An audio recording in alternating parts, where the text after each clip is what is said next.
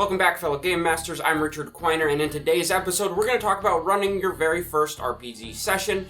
And we're doing this a little differently than others have done because I'm going to explain this step by step. This isn't a artistic kind of episode where we're going to talk about the art behind storytelling, but this is more analytical, just here's step one, here's step two, and so on throughout your first game session.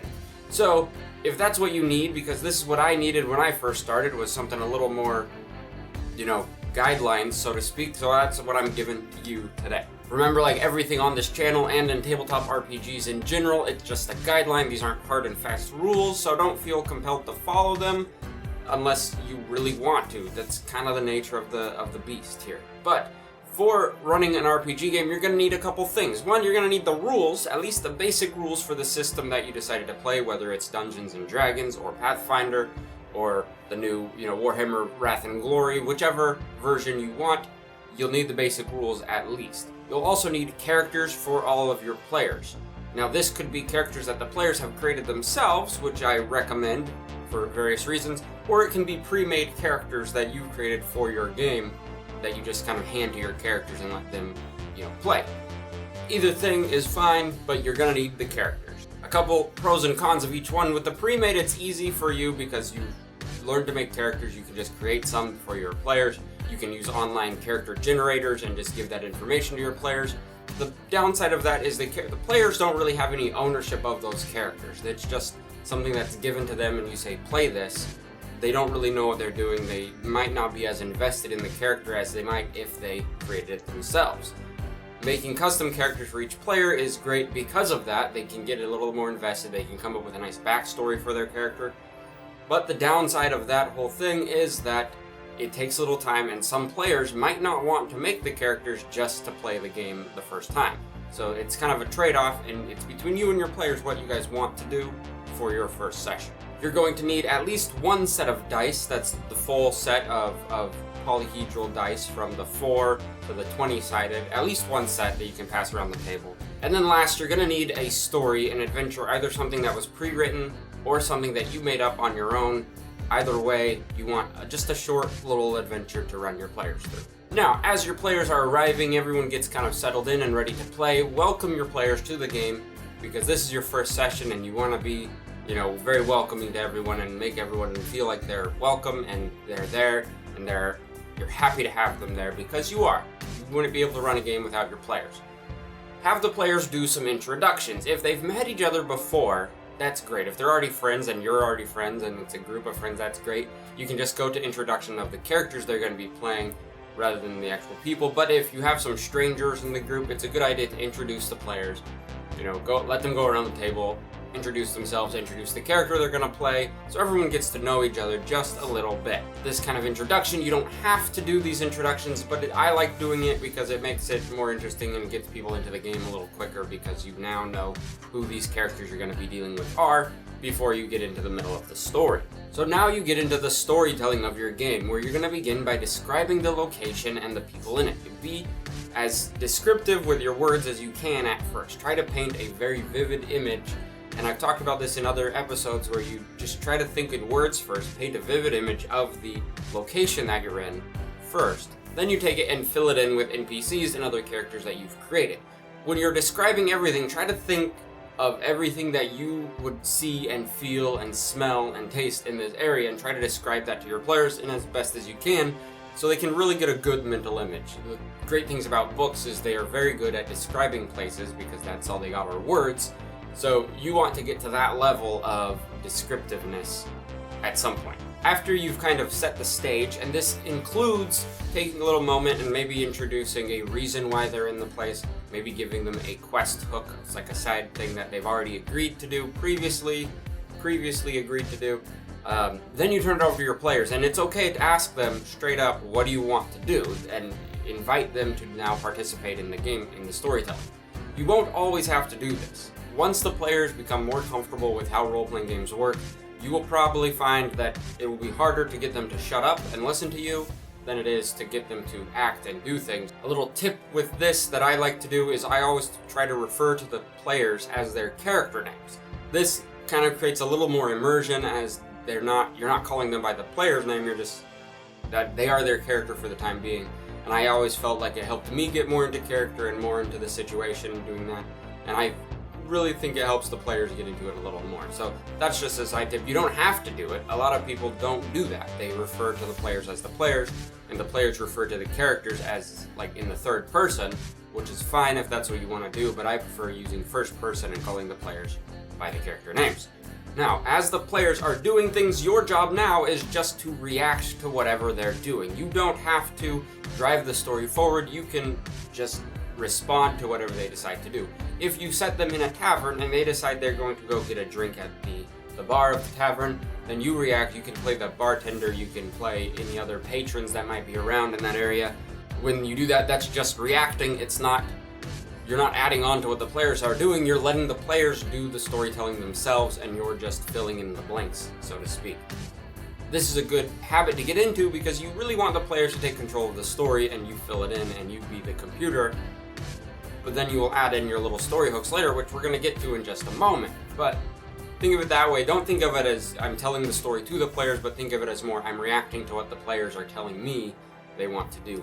If they decide to go to a new location, like if you're in a tavern and they want to go instead out of town, out to a clearing in the forest, they can do that, and you just have to make sure you describe the area as they're moving through, or when they get to the clearing in the forest, be descriptive again, describe the area, paint the image with your words so they can see where they're at in their mind. As they talk to NPCs and other characters, be sure to give them all the information they need, or you can hold back a little bit. It's your choice. For a first time, I like to be a little more upfront with the players and give them the information they need when they ask for it. It just makes things easier and you don't have to worry about lying and people being a little deceitful or characters being deceitful. You can just be straightforward with the information.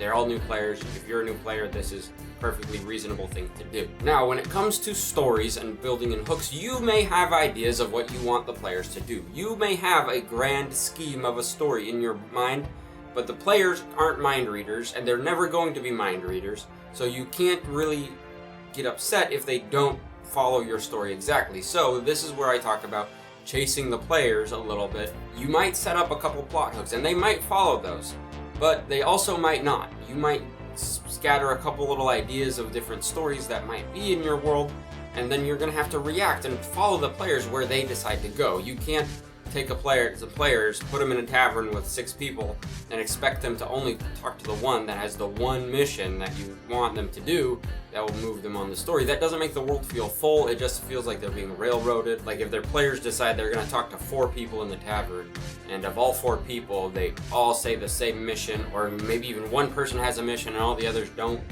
have anything going on or anything they want, it doesn't make the world feel like it's full at all. It just kind of feels very railroady. So when it comes to plot hooks, I recommend having several prepared so then your players can do different plot hooks as you want. And as they talk to the different NPCs and stuff, you can introduce them to these different plot hooks until they find one that they decide to chase after. At some point in your game, you're going to have to start rolling dice. Now, you are the game master. You decide when the dice gets rolled. Your players don't get to tell you when they roll the dice, unless you agree with them, which is fine. But think of it this way, you don't have to always have the players roll the dice for everything. Like if they want to talk to someone, and if you decided it's a pretty easy thing to talk about, you don't have to make them roll for it. Or if they want to open a door, you don't have to make them roll to open the door. If they want to lockpick a door, that might be a little different, but opening a door, you don't have to roll for it. So keep in mind, try to limit the amount of dice rolling that's happening at the table, because 1, it slows down the game a little bit, and 2, it pulls you out. Like once you're sitting there rolling dice and talking about numbers, it kind of pulls you out of the storytelling elements a bit. But be aware of the situations that the players are in so you can ask them to roll the dice properly. So when a player wants to do something that seems a little bit superhuman or extraordinary, you can ask them to roll a dice and in a skill that fits that task. So if they're going to jump across the river, and it's a very wide river, you might ask them to roll an athletics check or something like that that will, imply that they are trying to jump across the river. The players roll the dice and give you the number that they roll. Sometimes new players aren't quite sure what this means. You should understand this well enough to point out where on their page, if there are any modifiers they need on their page, you should be able to point it out to them and help them figure out the die roll numbers to give you. Once you have the number, you tell them the outcomes. So if a person wants to jump across a river, you ask them to roll an athletics check. They roll 2 for some reason because maybe they're just very weak and they can't jump across the river very well. Then you would describe what actually happens as they attempt to jump across the river. Maybe they fall in, maybe the river's rushing fast and they fall in and then they're getting swept down the river suddenly, and now the party is trying to save their party member from being rushed off down the river into the ocean or something. That's the idea. You give the die roll number, then you tell them what happens, and then that continues the story. And this whole thing of you reacting to the players, you setting the scenes as they go from different place to place, kind of just repeats itself as the players move from one location to the next and from one story plot to the next throughout the game. There will come a time though when you'll need to get into combat. Combat is a little more complicated because it is the rules heavy portion of the game, and I did a whole video on combat last week, which I will link here somewhere. From a step-by-step kind of point of view of how to run combat, you're going to start by asking the players to roll initiative. Now, initiative in most games, they might have different terms for it, but initiative kind of became the overarching term for turns in combat. They will roll their 20-sided dice, add a number to it, and that will determine the order that they go. So you ask them to roll the initiative, then you need to note down, this is where you need a piece of paper for this, note down the order that the players are in initiative from highest to lowest. So if anyone rolled over 20, they're on top, and you just count down in order from highest to lowest. Easy, simple thing to do, because this is going to order how your combat goes. You as the game master, you're playing the villains or the enemies that they're fighting. You'll also need to roll initiative for those characters and put those in the order as well. So you'll eventually have a list, which is the turns that everyone's going to take throughout the game. It'll be like player 1, player 2, the enemy, player 3, another enemy, player 4, and so on until you run out of players and enemies. After you have that list, then you start at the top of the list and you ask your players what they want to do on their turns. Most game systems have specific rules for how much a player can do in their turn. You should be familiar with that. The player should be familiar with that also a little bit. And if they need help, you can explain it to it if you understand for yourself. But then you'll just go down the list one by one, asking them what they want to do and making that happen. When it gets to your turn as the enemies, you do what your enemies will do, or what the enemies will do in that moment, and roll the dice as required by the game. If you're doing this process and the players decide they don't want to be descriptive with how they're taking their turns and doing their actions, you can add on to that yourself. That's perfectly fine.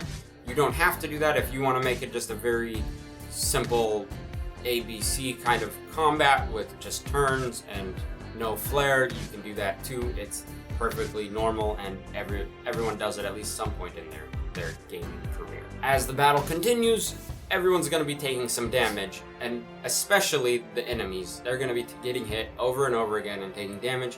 That's where you need to keep track of how much damage the enemies are taking. All enemies in the games have some sort of hit point which you need to keep track of, so when they take that much damage, then they are dead and you remove them from the game.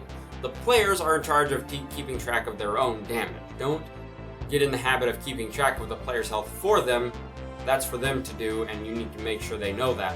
So if they die or something, the players will know that already, and they can tell you when they get knocked out or prone or whatever that might be. When an NPC dies in combat, I like to try to make it as descriptive as possible, and sometimes even include the player in describing how that NPC was killed, because it just makes it more fun and paints a better picture, and it's more exciting when the fight finishes with a good, victory blow or a winning strike on the enemy, and then they die, and it's more fun.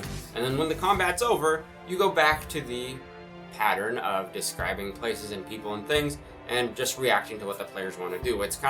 That's basically all it is. If you break it down to the bare bones, it's you describe something, the players decide to do something, and then you react. That's kind of all it is. It does take a little practice getting good at it and being able to improvise with your players and come up with a good story and build that in there.